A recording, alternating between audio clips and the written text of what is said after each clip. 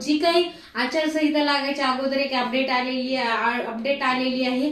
महिला व बालविकास विभाग भरतीची अपडेट आलेली आहे। त्याच्यामध्ये काय संरक्षण अधिकारी म्हणून पद आहे। जागा किती येतात? फक्त 17 जागा ह्या असणार आहेत। म्हणजे जी काही अगोदर 2025 ला पद भरती झालेली होती त्याच्यामध्ये ही 57 जागाची अपडेट होती आणि त्या 57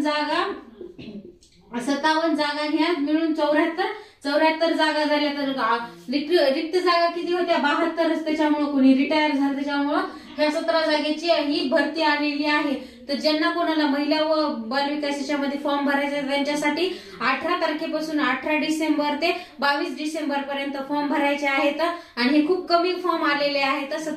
17 जागा ह्या रिक्त आहेत अशा पद्धतीने आणि त्याची वयोमर्यादा ही मागच्या प्रमाणेच आहे। सिलेबस काय आहे अगोदरच्या व्हिडिओ मध्ये आपण बघितलेलेच आहे। जे महिला व बालविकास पद भरती झालेली होती एक्झाम ही ग्रुप नुसारच असणार आहे अशा पद्धतीने आहे। आणि ज्यांना कोणाला याच्यामध्ये संरक्षण अधिकारी म्हणून जागा म्हणून फॉर्म भरायचा आहे त्यांच्यासाठी